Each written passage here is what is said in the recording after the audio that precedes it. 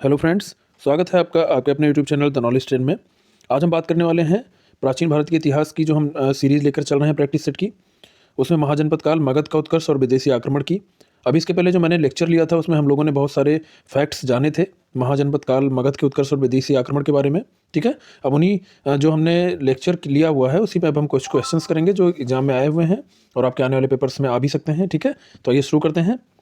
पहला प्रश्न है कि भारत के प्राचीनतम सिक्के थे तांबे के, सोने के, रांगा के या फिर चांदी के। इंपॉर्टेंट है। तो हमने लेक्चर लिया था, उसमें बताया भी था कि जो भारत के प्राचीनतम सिक्के थे उनको हम आहत सिक्के या पंचमार्क्ड सिक्के कहते थे। ठीक है, आहत सिक्के या पंचमार्क सिक्के, इसको याद रखिएगा नाम इसका। और ये जो थे वो चांदी के बने होते थे। ठीक है, तो भारत के प्राचीनतम सिक्के, उसका नाम आपको याद रखना है, और वो चांदी के बने होते थे। अब क्वेश्चन ये भी हो सकता है कि इसको आहत सिक्के क्यों कहा जाता है, क्योंकि ये जो भी सिक्के होते थे इनके ऊपर एक ठप्पा देकर एक निशान बनाया जाता था, इसीलिए इनको आहत सिक्के या पंचमार्क सिक्का कहा जाता है। ठीक है, ये जो सिक्के हैं ये 6वीं शताब्दी से लेकर मौर्य काल के बीच में ये पाए जाते हैं। ठीक है, अगला क्वेश्चन है, सूची 1 को सूची 2 से मिलाना है। सूची 1 में राजा का नाम दिया हुआ है और सूची 2 में राज्य दिया हुआ है। बताना है कि कौन सा राजा किस राज्य से संबंधित था।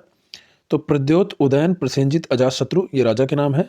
मगध, वत्स, अवंती और कौशल ये राज्य के नाम है। अब हम देखते हैं कि कौन राजा किस राज्य से संबंधित था। तो प्रद्योत जो है वो अवंती राज्य से संबंधित थे। ठीक है, उदयन जो है वो वत्स राज्य से संबंधित थे। प्रसेनजित जो है वो कौशल राज्य से संबंधित थे। और अजातशत्रु जो है वो मगध राज्य से संबंधित थे। ठीक है, इसको याद रखिएगा। अगला प्रश्न है, अभिलेखीय साक्ष्यों से प्रकट होता है कि नंद राजा के आदेश से एक नहर खोदी गई थी। अब बताना है कहाँ खोदी गई थी, अंग में, बंग में, कलिंग में या फिर मगध में। ठीक है, तो जब मैंने क्लास ली थी तो उसमें बहुत डिटेल में बताया हुआ है कि जो खारवेल का हाथी गुम्फा अभिलेख है उसमें बताया गया है कि उसमें लिखा हुआ है कि नंद राजा महापद्मानंद की कलिंग विजय के बारे में वर्णन मिलता है। ठीक है, और ये भी उसमें लिखा हुआ है कि जो नंद राजा था ये जो है जिनसेन की एक प्रतिमा भी उठा लाया था, और कलिंग में जो नंद राजा थे इन्होंने एक नहर का निर्माण करवाया था। ठीक है, सारी बातें महापद्मानंद के लिए लिखी गई हैं। ठीक है, खारवेल का हाथी गुम्फा अभिलेख। ठीक है, हाथी गुम्फा अभिलेख, और इसमें जो है आंसर हो जाएगा कलिंग में। ठीक है, एक नहर कहाँ खोदी गई थी, कलिंग में। अगला है, उज्जैन का प्राचीनतम नाम क्या था, तक्षशिला, इंद्रप्रस्थ, अवंतिका या फिर इनमें से कोई नहीं। ठीक है, तो उज्जैन जो है ये भारत के प्राचीनतम जो ऐतिहासिक नगर है उसमें आता है। उज्जैन मध्य प्रदेश में है। ठीक है, और इसका जो प्राचीनतम नाम था वो अवंतिका था। ठीक है, और जो 16 महाजनपद थे इसमें अवंती, अवंतिका या फिर अवंती दोनों हैं। ये अवंती की 2 राजधानियाँ थीं। ठीक है, और उसमें जो है ये उज्जैन एक था। ठीक है, अगला प्रश्न है, पाटलिपुत्र के संस्थापक थे। मोस्ट इंपॉर्टेंट क्वेश्चन है। ठीक है, बार बार पूछा जाता है। उदयन, अशोक, बिंबिसार या फिर महापद्मानंद। ठीक है, तो इसके बारे में कुछ जान लेते हैं कि जो पाटलिपुत्र की स्थापना है वो अजातशत्रु का जो पुत्र था उदयन, उसने की थी। ठीक है, इसको याद रखिएगा। तो इसका करेक्ट आंसर हो जाएगा उदयन। लेकिन और कुछ चीज़ें जान लेते हैं कि उदयन ने ही मगध साम्राज्य की जो राजधानी थी उसको राजगृह से पाटलिपुत्र स्थानांतरित किया था। इसके बाद में यहाँ पे शेषनाग वंश, नंद वंश, मौर्य वंश, इन सब की भी राजधानी ये रही थी। ठीक है, और यहीं पर पाटलिपुत्र में जब हमने बौद्ध धर्म के बारे में पढ़ाया था तो मैंने चारों बौद्ध संगीतियाँ बताई थी।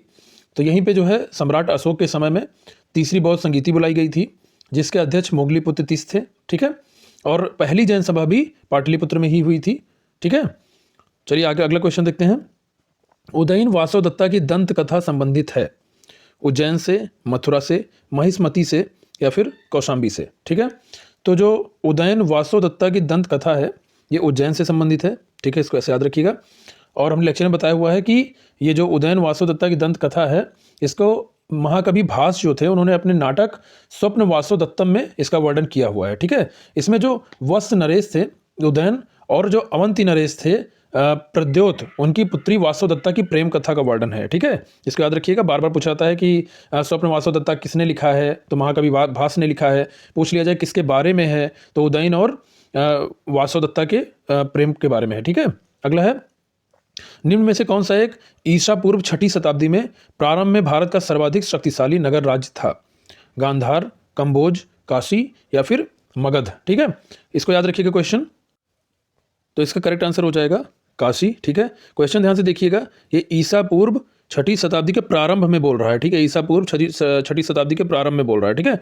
तो प्रारंभ में काशी बहुत समृद्ध था, ठीक है, बहुत शक्तिशाली था, और जो है कौशल, अंग, मगध, इसके साथ इसकी बहुत ज़्यादा प्रतिद्वंदिता रहती थी। बाद में जाकर मगध बहुत शक्तिशाली राज्य बन गया। लेकिन अगर आपसे क्वेश्चन पूछा जाए कि ईसा पूर्व छठी शताब्दी में प्रारंभ में भारत का सर्वाधिक शक्तिशाली नगर कौन था, तो काशी था, ठीक है। अगला है, विश्व का पहला गणतंत्र वैशाली में किसके द्वारा स्थापित किया गया था?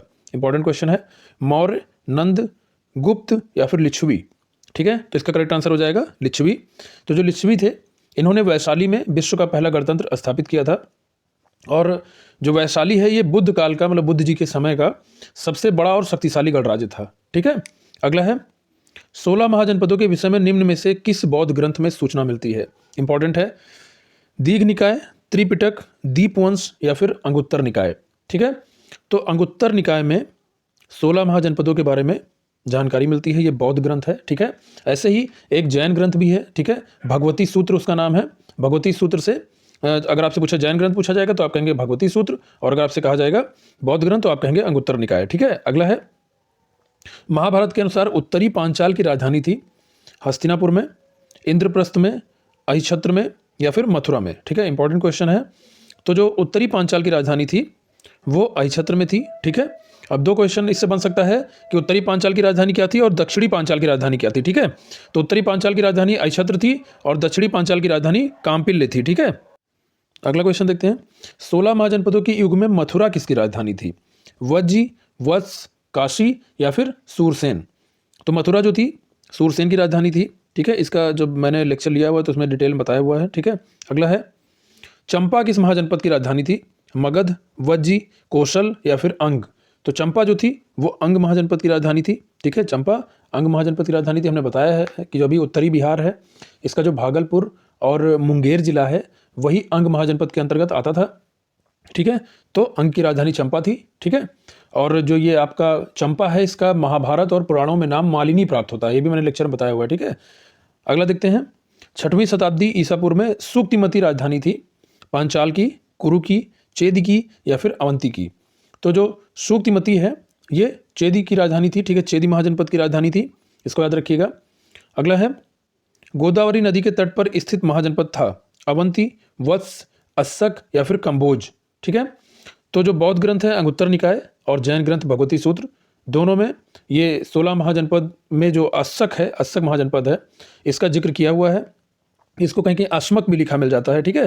तो ये जो अस्सक या अस्मक है, ये नर्मदा और गोदावरी नदियों के बीच में स्थित था, ठीक है। इसको याद रखिएगा। इसकी राजधानी जो थी वो पैठन या पोटली थी, ठीक है, जिसका प्राचीन नाम प्रतिष्ठानपुरी है, ये था। तो गोदावरी नदी के तट पर स्थित कौन था महाजनपद था? अस्सक या फिर अस्मक, ठीक है, याद रखिएगा। अगला है, मगध की राजधानी कौन सी थी? प्रतिष्ठान, वैशाली, गिरिब्रज या फिर चंपा? ठीक है, इंपॉर्टेंट क्वेश्चन है, आसान भी है। मगध की जो राजधानी थी वो गिरिब्रज थी, ठीक है। गिरिब्रज का दूसरा नाम राजगृह भी है, इसको याद रखिएगा, ठीक है। अगला है, प्राचीन श्रावस्ती का नगर विन्यास किस आकार का है? ठीक है, ये पीसीएस में एक बार पूछा गया क्वेश्चन है। जो श्रावस्ती का नगर विन्यास है, ऑप्शन है वृत्ताकार, अर्धचंद्राकार, त्रिभुजाकार या फिर आयताकार। तो श्रावस्ती का जो नगर विन्यास है वो अर्धचंद्राकार है, ठीक है, इसको याद रखिएगा, अर्धचंद्राकार। अगला है, मगध के किस राजा ने राज्यारोहण के लिए अपने पिता की हत्या की एवं स्वयं इसी कारणवश अपने पुत्र द्वारा मारा गया? बिंबिसार, अजातशत्रु, उदयन या फिर नागदशक? तो इसका करेक्ट आंसर हो जाएगा अजातशत्रु। जो हर्यक वंश के संस्थापक थे बिंबिसार, उनका पुत्र था अजातशत्रु। तो राज्यारोहण के लिए, मतलब राजा बनने की लालच में इसने अपने पिता बिंबिसार की हत्या कर दी थी। और उसके बाद में जो इनका लड़का था उदयन, उसने भी राज्यारोहण या फिर राजा बनने की लालच में ही अपने पिता अजातशत्रु की हत्या कर दी थी, ठीक है। तो अजातशत्रु ने अपने पिता की हत्या की और अजातशत्रु की हत्या भी उसके पुत्र ने ही कर दी थी, ठीक है, इसको याद रखिएगा। अगला है, मालवा क्षेत्र पर मगध की सत्ता का विस्तार निम्न में से किसके शासनकाल में हुआ? बिंबिसार के, अजातशत्रु के, उदयभद्र के या फिर शिशुनाग के? ठीक है, तो मालवा क्षेत्र पे मगध की सत्ता का जो विस्तार हुआ था वो शिशुनाग वंश के शासनकाल में हुआ था, इसको याद रखिएगा, ठीक है। अगला प्रश्न है, नंद वंश के बाद मगध पर किस राजवंश ने शासन किया? मौर्य, शुंग, गुप्त या फिर कुषाण? तो इसका आंसर हो जाएगा नंद वंश के बाद मौर्य वंश ने शासन किया था, ठीक है। और जो ये सभी लोग जानते हैं, इसको पढ़ा भी होगा कि चंद्रगुप्त मौर्य जो थे उनके गुरु चाणक्य थे। तो उन्हीं के सहयोग से धनानंद की हत्या करके नंद वंश का उन्होंने अंत किया चंद्रगुप्त मौर्य ने, और मौर्य वंश की नींव रखी। ठीक है, अगला प्रश्न है, मगध का कौन सा सम्राट अपरो परशुराम के नाम से जाना जाता है? ठीक है, इंपॉर्टेंट क्वेश्चन है। तो जो ऑप्शन है बिंदुसार, अजातशत्रु, कालाशोक या फिर महापद्मानंद। जो महापद्मानंद है वही अपरो परशुराम के नाम से जाने जाते हैं और इनको उग्रसेन भी कहा जाता है। ठीक है, तो इसका करेक्ट आंसर हो जाएगा महापद्मानंद। अगला प्रश्न है, गौतम बुद्ध के समय का प्रसिद्ध वैद्य जीवक किसके दरबार से संबंधित था? ठीक है, बिंबिसार, चंडप्रद्योत, प्रसेनजित या फिर उदयन। तो गौतम बुद्ध के समय का जो प्रसिद्ध वैद्य था जीवक, ये जो है बिंबिसार के दरबार से संबंधित था। ठीक है, इसका करेक्ट आंसर हो जाएगा बिंबिसार। और बिंबिसार जो थे ये गौतम बुद्ध के संरक्षक भी थे। ठीक है, इसको भी याद रखिएगा। और बिंबिसार ने जो इनके दरबार के राजवैद्य थे जीवक, उनको अवंती के जो राजा थे चंडप्रद्योत, उनके दरबार में चिकित्सा सेवा के लिए भेजा था। ठीक है, इसको ध्यान से एकदम क्लियर समझिएगा कि जो जीवक वैद्य थे बिंबिसार के दरबार में रहते थे, बिंबिसार ने जीवक वैद्य को अवंती के राजा चंडप्रद्योत के राज्य में चिकित्सा सेवा के लिए भेजा था। ठीक है, इसको याद रखिएगा। अगला है, कालपी नगर किस नदी के तट पर स्थित था? ठीक है, गंगा, यमुना, नर्मदा या फिर कृष्णा। तो जो कालपी नगर है ये उत्तर प्रदेश में एक जालौन जिला है। ठीक है, जालौन जिला में एक नगर है। ठीक है, और ये यमुना नदी के तट पर स्थित है। ठीक है, कालपी, इसका जो प्राचीनतम नाम था वो कालप्रिया था। ठीक है, और अगला देखते हैं, सिकंदर के हमले के समय उत्तर भारत पर किस राजवंश का शासन था? नंद, मौर्य, शुंग या फिर कण्व। ठीक है, जब सिकंदर ने भारत पर आक्रमण किया तो भारत पर नंद वंश का शासक था। ठीक है, नंद वंश शासन उस टाइम कर रहा था। अगला है, निम्न में से मगध का कौन सा राजा सिकंदर के समकालीन था? महापद्मानंद, धनानंद, सुकल्प, चंद्रगुप्त मौर्य।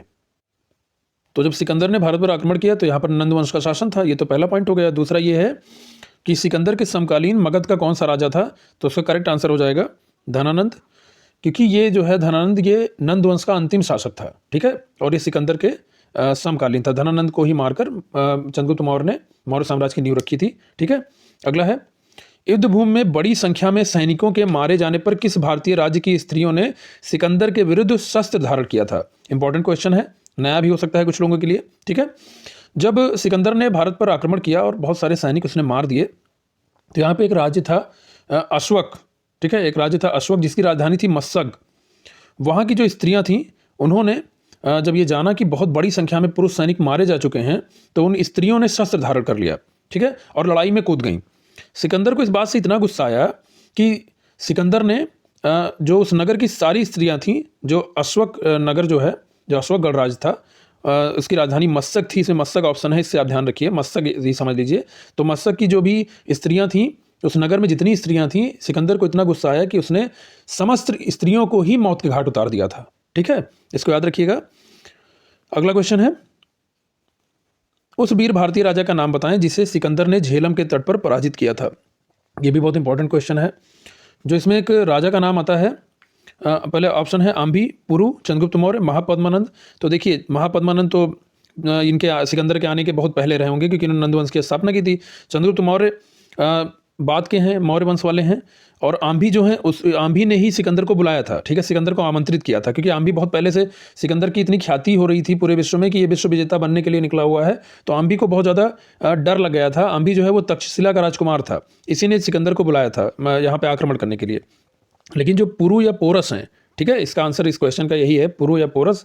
जो ये पोरस थे, झेलम नदी के तट पर इन्होंने जो है सिकंदर को रोकने की बहुत कोशिश की। ठीक है, और लेकिन इतना भयंकर युद्ध हुआ कि सिकंदर ने पुरु को पराजित कर दिया था। लेकिन सिकंदर इतना ज़्यादा प्रभावित हुआ पुरु की पोरस या फिर पुरु की वीरता से कि उसने सोचा कि सभी लोग तो हमसे डर के भाग जा रहे हैं, ये एक ऐसा इंसान है कि जिसने बहुत काफ़ी दिनों तक मुझसे युद्ध किया।